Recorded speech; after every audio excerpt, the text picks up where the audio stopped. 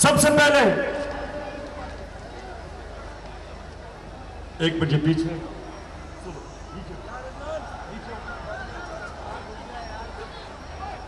तो कराची वो शहर था जिधर पाकिस्तान के सारे मसले मसाइल के लिए सबसे पहले कराची के लोग खड़े होते थे।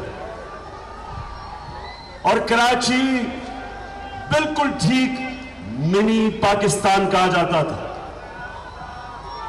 कि सारे पाकिस्तान से लोग यहां बसते हैं। फाइनेंशियल कैपिटल है। कराची ऊपर जाता है, पाकिस्तान ऊपर जाता है। और जब कराची को छींक आती है तो पाकिस्तान को ठंड लग जाती है। यानी हम पाकिस्तान, कराची और पाकिस्तान इकट्ठे ऊपर जाते हैं, इकट्ठे नीचे आते हैं। तो कराची के लोगों, मैं अपने 10 नुकात से पहले मैं अब चाहता हूं कि मेरी जिंदगी से आपने एक चीज सीखनी है, और वो ये कि बड़ी सोच रखो, बड़े ख्वाब देखो।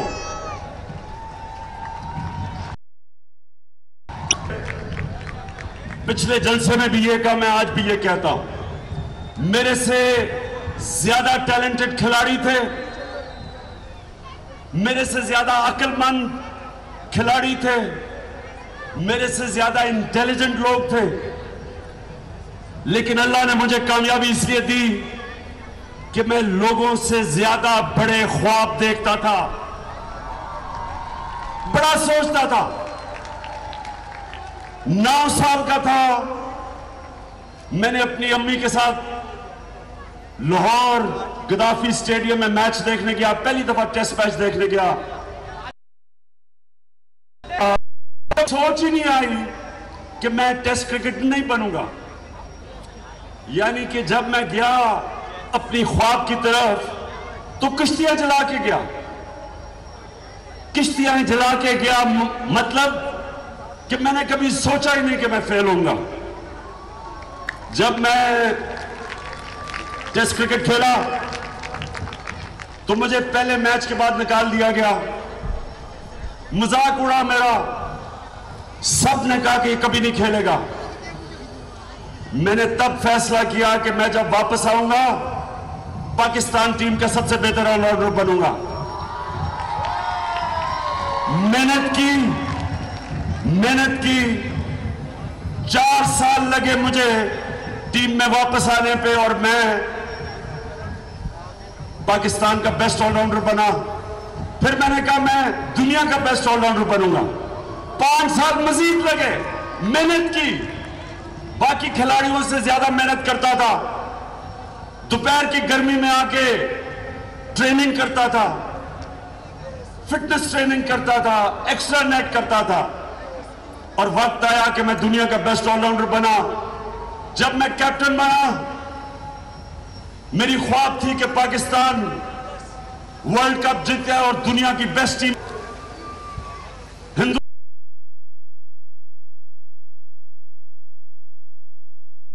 अस्पताल का सोचा, सबने कहा नहीं बन सकता। जब से मैंने सोचा 9 साल लगे अस्पताल बनाने में, और फिर यूनिवर्सिटी का सोचा। मियांवाली में पहली दफा प्राइवेट सेक्टर ने देहात में यूनिवर्सिटी बनाई, वो सोचा। सबने कहा फैकल्टी नहीं आएगी, प्रोफेसर नहीं आए,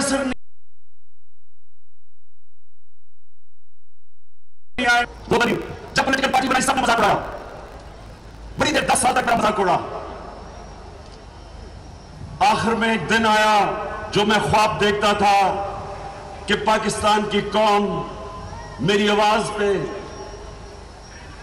इस तरह के जलसों में आएगी और मेरी आवाज सुनेगी। अल्लाह ने वो पूरी की।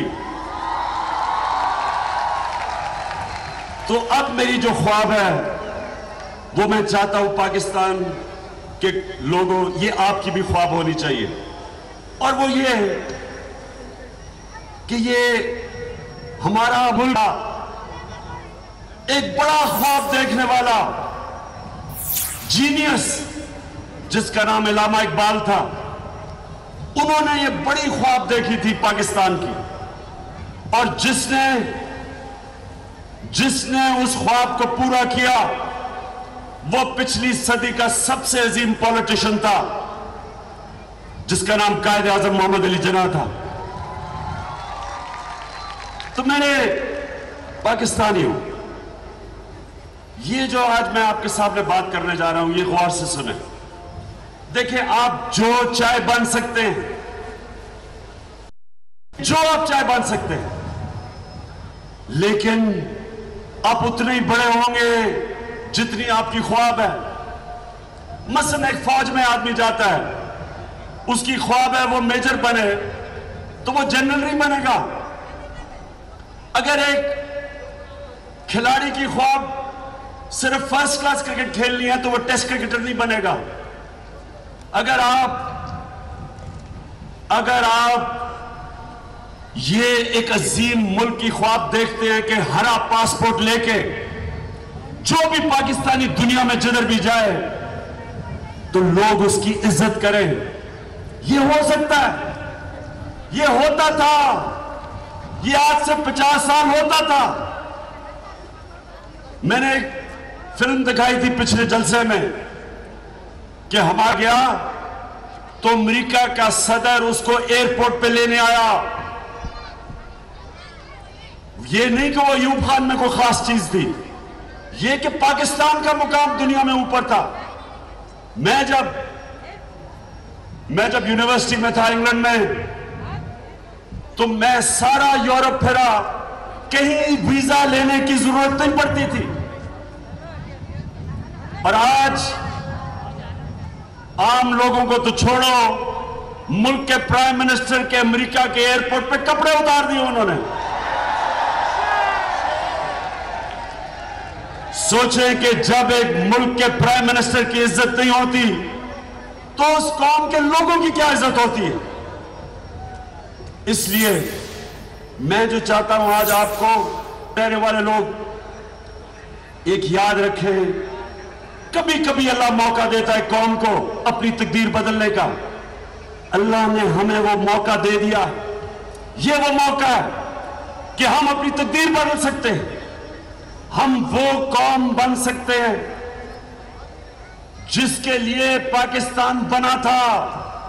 ये फिर से मैं आपको बता दूं, अगर ये पाकिस्तान की जो ख्वाब थी इस्लामी थी, जिधर एक सारा मुल्क के पॉलिसीज बननी थी गुर्बत हटाने की, गरीब लोगों को गुर्बत से निकालने की, फलाई रियासत, अगर हम उस ख्वाब के ऊपर वापस चले गए, मैं आज आपको यहां खड़े होकर गारंटी देता हूं, एक ख्वाब देखने वाला पाकिस्तानी कि ये वो मुल्क बन सकता है, ये वो मुल्क बन सकता है जिसकी इलामा इकबाल को सोच थी, और पाकिस्तान जिसकी इलामा इकबाल ने ख्वाब कायद आज़म ने जदोजहद की थी। तो मैं अब सबको चाहता हूं कि ये छोटी छोटी चीजें खत्म करें कि जी ये महाजर है, ये पठान है, ये सिंधी है, हम इसी में हमें लड़ाया गया है, नफरतें फैलाई गई हैं वोट लेने के लिए। मुझे ये बताएं कि ये नफरतों की सियासत जो मेरे सामने, मैंने कराची को तबाह होते देखा है कि जनाब महाजर है, हम महाजर के हुकूक के लिए लड़ेंगे, उधर आ गए हम सिंधियों के हुकूक के लिए लड़ेंगे, पठान और महाजर में लड़ाई हो गई। क्या हुआ आज बताएं? आज जो कराची है, हमने वो कराची देखा हुआ है जिसको रोशनियों का शहर कहते थे। मैंने अपनी आंखों से देखा कि शेख कराची में छुट्टियां मनाने आते थे। ये वो कराची था, ये वो कराची था। हम लाहौर से कराची आते थे छुट्टियां मनाने के लिए। कराची एक इंटरनेशनल शहर था। आपको अंदाजा नहीं है कैसा था। किसी रात के वक्त आप सड़कों पे निकल जाए, किसी को फिक्र नहीं थी जान और माल की। तो हमने अपनी आंखों से इसको देखा नीचे जाते हुए, क्योंकि वो जिन्होंने एक लोगों के अंदर जो एहसास महरूमी थी उसको इस्तेमाल किया अपनी जात के लिए। खुद लंदन चले गए, 30 साल से लंदन में बैठा हुआ है और फिक्र है महाजरों की। और उधर जो यहां सिंध की बात करते थे, इनके देखो कितने बाहर अरबों अरबों रुपए के महलात है। बात करते हैं सिंध की, और सिंध, अंदरूने सिंध आज दुनिया में सबसे गरीब इलाका बन चुका है। सबसे ज्यादा बच्चे मरते हैं वहां गंदा पानी पीने की बीमारियों से। गुर्बत की इंतहा है, भूख, खाना नहीं मिलता, और यहां छोटा सा तबका अमीर तरीन हो चुका है। तो कराची के लोगों ये याद रख लो, कोई माशरा दुनिया का ऊपर नहीं जा सकता जिधर एक छोटा सा अमीरों का जजीरा हो और गरीबों का समुंदर हो। कोई दुनिया में माशरा तरक्की नहीं कर सकता। एक सिविलाइज माशरा वो होता है, एक सिविलाइज माशरा वो होता है, एक मुहज़्ज़ब माशरा वो होता है जिधर आपके गरीबों का किस तरह ध्यान दिया जा रहा है। मैं 18 साल का था जब यूरोप गया। मैं आज आपको कहता हूं कि स्कैंडिनेविया और यूरोप, वेस्टर्न यूरोप, मैं आज आपको कहता हूं और मैं ये दावा करता हूं कि कोई भी चेक कर सकता है कि जिस तरह वो अपने जानवरों का ध्यान रखते हैं, जो उनके जानवरों के हकूक हैं, वो हमारे इंसानों के हकूक नहीं है यहां पाकिस्तान में। मुझे ये शर्म से कहना पड़ता है, वो एक अजीम ख्वाब इस्लामी फलाई रियासत, उधर जो हाल है बेचारे गरीब का, कमजोर का। यहां कराची में आप वो गंदे नाले के साथ चले जाएं, लोगों की छोटी छोटी झुग्गियां, वो बच्चे गंदे, ना वो बीमार हो, माँ बाप इलाज करवा सकते हैं। इस तरह इस मुल्क में बेहिसी है, साहिब इक़्तिदार की ऐसी बेहिसी है, कोई फिक्र नहीं है कि क्या हो रहा है। हमारे पास डिफेंस के अंदर अच्छे घर बन जाएं, हमारे डिफेंस में अच्छी सड़कें आ जाएं, हमारे छोटे से डिफेंस में कूड़ा करकट ना हो, बाकी जाए बाहर में, बाकी गरीबों की बस्तियों का जो मर्जी हो, कोई किसी को फिक्र नहीं। कभी कोई माशरा तरक्की नहीं कर सकता ऐसे। सुन लो कराची वालों, अगर किसी का ख्याल है कि जिस तरह का यहां जुल्म है इंसानों पे, अगर ये माशरा ऊपर जा सकता है, दुनिया की तारीख बताती है कि आज तक एक माशरे ने तरक्की नहीं की जिस तरह गरीबों के समुद्र में थोड़े से अमीर लोग हों। कोई 30 सालों में 70 करोड़ लोगों को गुर्बत से चाइना ने निकाला। दुनिया की तारीख में कभी कोई इसका सोच भी नहीं सकता कि 30 सालों में 70 करोड़ लोगों को गुर्बत से निकाला है।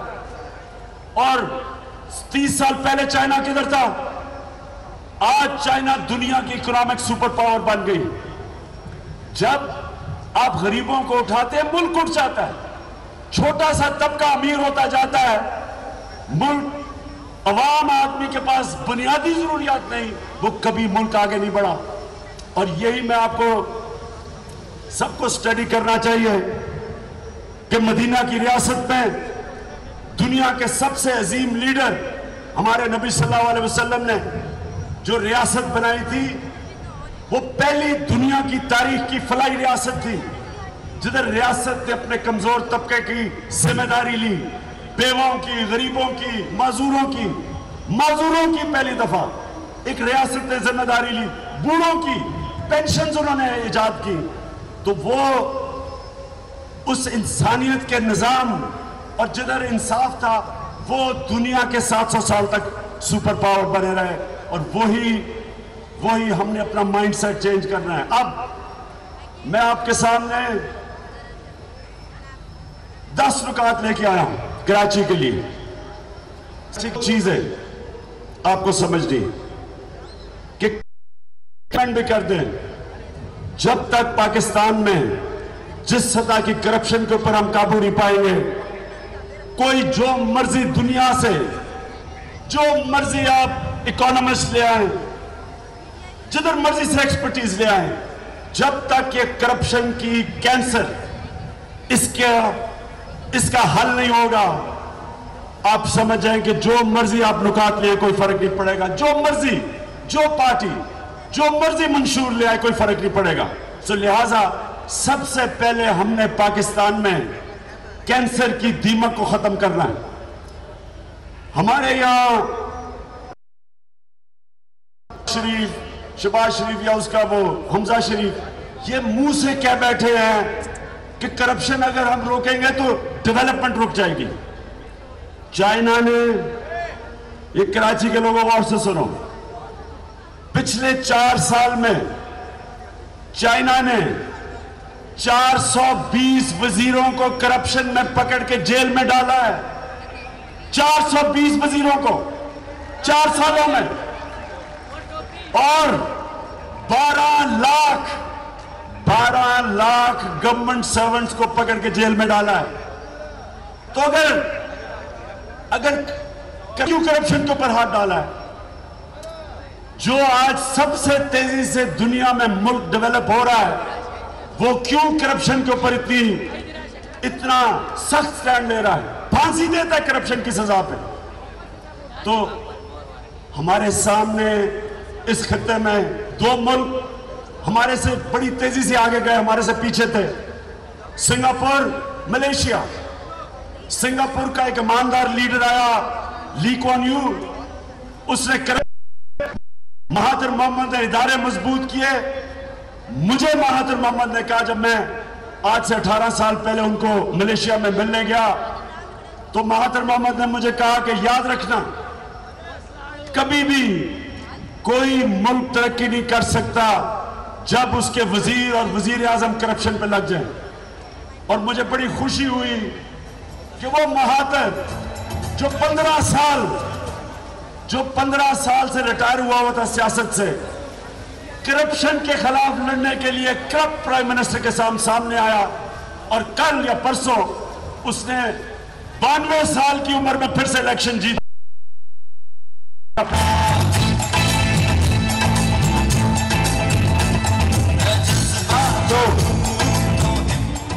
तो सुने, करप्शन के ऊपर जब तक हम काबू नहीं पाएंगे, इदारे मजबूत नहीं करेंगे, नैब की तरह का इदारा, जो मर्जी आप कर लें, मुल्क तरक्की नहीं कर सकता।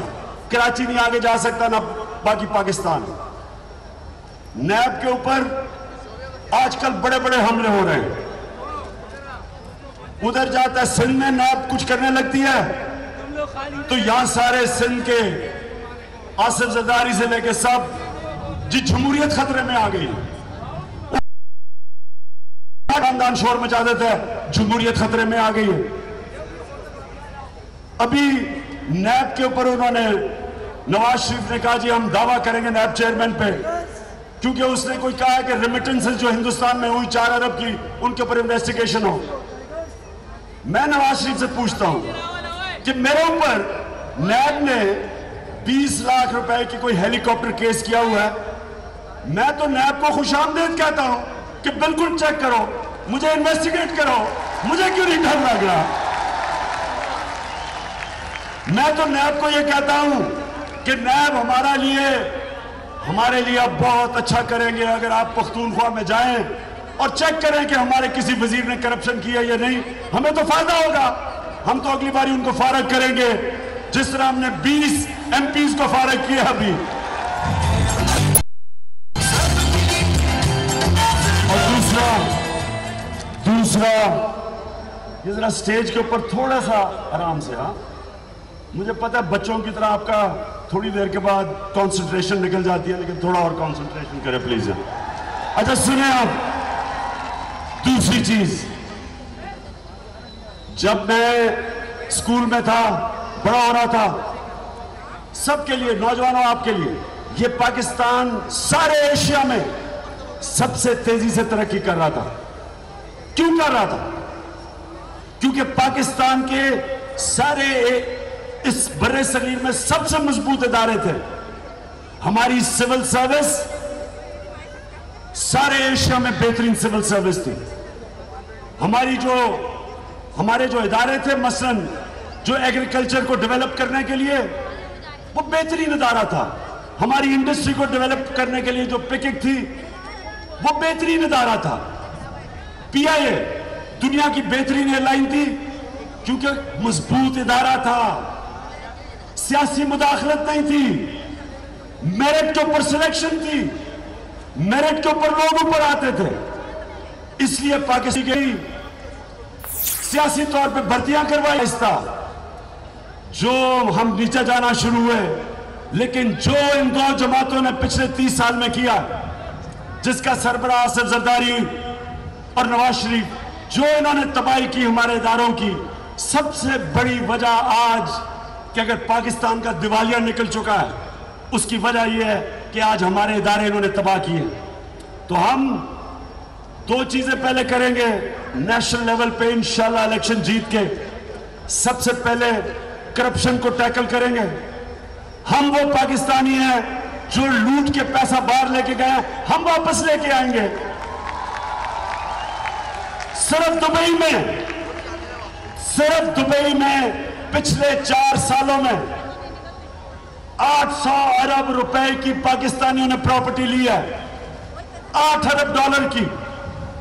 सोचे कि मुल्क मकरूज है, हम कर्जों में डूब रहे हैं और यहां से पैसा जा रहा है दुबई, और कितना जा रहा है? 8 अरब डॉलर की प्रॉपर्टी, 800 अरब रुपया।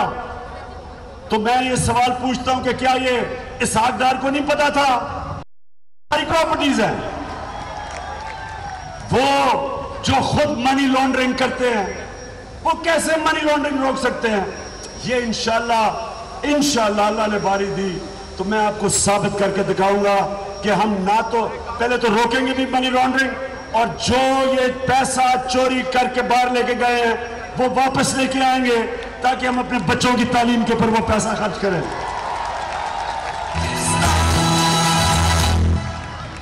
कभी ना भूलो।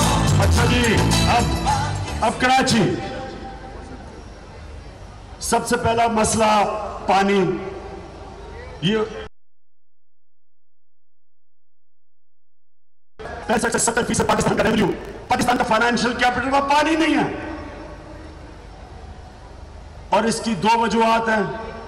एक तो प्लानिंग नहीं हुई, और दूसरा माफियाज बैठे हुए हैं, करप्शन के माफिया बैठे हुए हैं, लैंड माफिया, ये पानी का माफिया, वह कस्टम माफिया, ये सारे माफिया बैठे हुए हैं।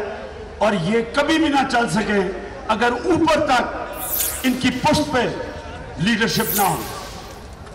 ऊपर लीडरशिप है, इनसे पैसे बनाती है, इसलिए ये माफिया चल रहे हैं। तो हम क्या करेंगे?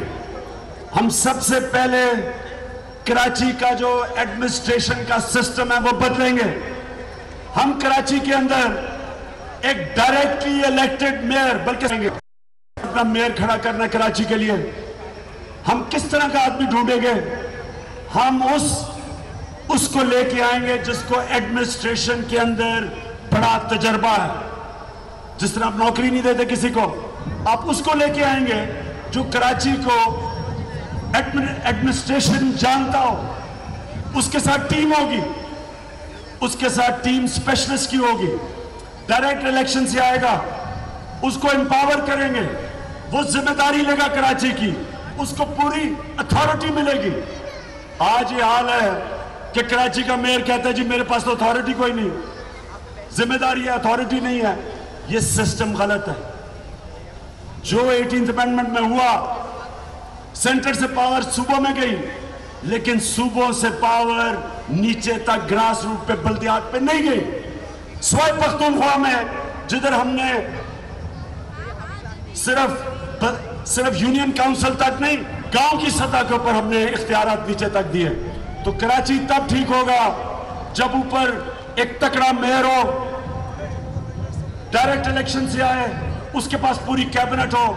तो नंबर 1 पॉइंट ये, वो फिर पानी का मसला हल करेगा।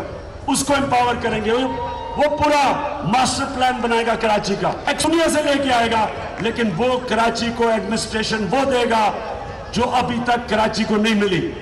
कराची का तो पास इस वक्त तो कोई है ही नहीं कराची का।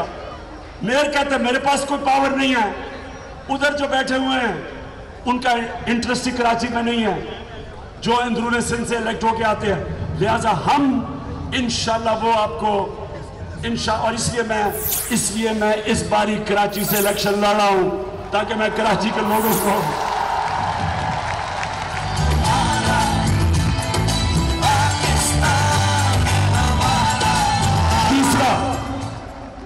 दूसरा गवर्नमेंट स्कूल्स 70% बच्चे कराची के प्राइवेट स्कूलों में पढ़ते हैं। जो तालीम की जिम्मेदारी है वो गवर्नमेंट की है और आज गवर्नमेंट स्कूल्स तबाह हो चुके हैं। एक दो मैं देख रहा था कि शहजाद रॉय मुझे एक स्कूल में लेके गया, गवर्नमेंट का स्कूल जो ठीक किया हुआ है, लेकिन गवर्नमेंट स्कूलों का बुरा हाल है। गरीब लोग भी प्राइवेट स्कूलों में बच्चे भेजते हैं। पहली दफा पख्तूनख्वा में ये पाकिस्तान की 40 प्राइवेट स्कूलों से गवर्नमेंट स्कूलों में आया पख्तूनख्वा। गरीब अवाम के बच्चे वहां जाते हैं और उनको जब आला तालीम देंगे, सारी हमारी पॉलिसी बनेगी कि नीचे से गरीब तबके को उठाना। उसके बाद जो हायर एजुकेशन है, यहां इंटरनेशनल स्टैंडर्ड की गवर्नमेंट यूनिवर्सिटीज बनाएंगे। इस बारी पख्तूनख्वा में हम एक ऑस्ट्रियन यूनिवर्सिटी लेके आए हैं जो उस तरह की अप्लाइड साइंसेज और इंजीनियरिंग की यूनिवर्सिटी इस वक्त पाकिस्तान में नहीं है। वो हरिपुर में बन रही है। ऑस्ट्रिया से हमारा MOU साइन हुआ और इंशाल्लाह वो यूनिवर्सिटी उस स्टैंडर्ड की होगी कि बाहर से भी लोग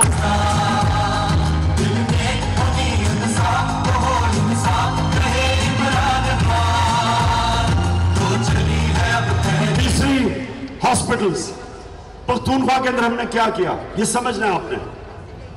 अभी चीफ जस्टिस साहब गए हुए थे पख्तूनख्वा में, मुझे बड़ी खुशी हुई कि उन्होंने बड़ी चीजों की निशानदेही की, लेकिन मैं चाहूंगा कि एक चीज वो समझे, जब से हॉस्पिटल्स और स्कूलों को नेशनलाइज किया, ये पहली दफा हुआ है कि किसी सूबे ने अपने अस्पतालों को उनका एडमिनिस्ट्रेटिव मैनेजमेंट सिस्टम ठीक करने की कोशिश की। हमने हॉस्पिटल्स को उस तरह चला रहे हैं, गवर्नमेंट हॉस्पिटल को जिस तरह शौकत खानम चलता है, यानी वो प्राइवेट सेक्टर से कंपीट करता है। शौकत खानम को भी एक हॉस्पिटल है और ये पिछले हफ्ते हुआ है, 2 हफ्ते पहले।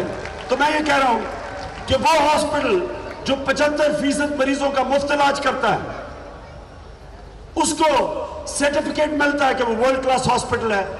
वही मॉडल हमने अपने गवर्नमेंट हॉस्पिटल्स में लेके आए हैं पख्तूनख्वा में, ताकि वो भी गवर्नमेंट हॉस्पिटल्स प्राइवेट हॉस्पिटल्स का मुकाबला करें।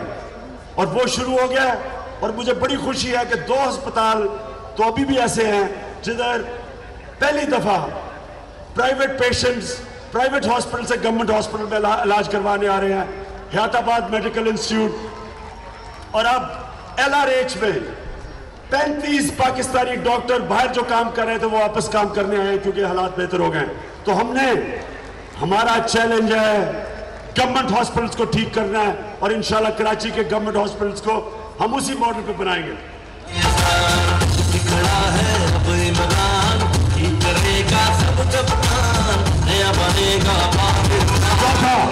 चौथा पुलिस, सबसे बड़ा मसला कराची का लॉ एंड ऑर्डर। यहां पुलिस बजाय इसके कि लोगों की हिफाजत करे, पुलिस के जैसे वो नकीबुल्ला जैसे नौजवानों को पुलिस ही कत्ल करती है। रावणवार जैसे पुलिस ऑफिसर्स जिसने कहा जाता है 440 कत्ल किए और उसकी तारीफ कर रहे हैं आसिफ जरदारी। मैं पूछता हूं जरदारी से, हाँ मैं अगले दिन बेबी बिलावल की तकरीर सुन रहा था। अमूमन मैं बच्चों की तकरीर सुनता नहीं हूं, लेकिन वो ये कह रहा था, ये जरा सुने वो क्या कह रहा था, ये सुने क्या कह रहा था। बेबी बिलावल कह रहा था कि इमरान खान को ना इलेक्ट करना कराची के लोगों, वो दूसरा अल्ताफ हुसैन बन जाएगा। अब बिलावल, क्योंकि तुम्हें ज्यादा पाकिस्तान की समझ नहीं है, मैं सिर्फ सवाल एक पूछता हूं कि जो रावण वार था जिसने 440 कत्ल किए, इसको किसने ऑर्डर दिया था कत्ल करने के? उधर 1997 और 98 में एक ह्यूमन राइट्स रिपोर्ट आती है कि पंजाब में 870 एक्स्ट्रा जुडिशियल किलिंग की गई, 870 लोगों को मारा गया पुलिस के जरिए। आबिद बॉक्सर जो इंस्पेक्टर था, उसने कहा कि मैं कोई भी हम कत्ल नहीं करते थे शहबाज शरीफ के हुक्म के बगैर। तो इसका मतलब कि बिलावल, पूछो तो सही अपने अब्बा जी से कि ये से 440 कत्ल कैसे किए। और आप ये कह रहे हैं कि इमरान खान अल्ताफ हुसैन नहीं बन जाएगा। 5 साल हो गए पख्तूनख्वा में, 5 साल। मुझे एक बताओ कि हमारी पुलिस ने एक एक्स्ट्रा जुडिशियल किलिंग की हो, एक कत्ल किया हो। और मेरे ऊपर 4 दहशतगर्दी के केस पंजाब में, हमारी सारी क़यादत के ऊपर FIRs, या सिंध में जो खड़ा होता है आसिफ जरदारी की मुखालफत करता है उसके ऊपर केस हो जाते हैं, FIR कट जाती है। मैं बिलावल बेटा प्रोफेशनल पुलिस है, क्योंकि वो पुलिस कानून के मुताबिक चलती है, हमारी नौकर नहीं है, वो एक आजाद पुलिस है। वो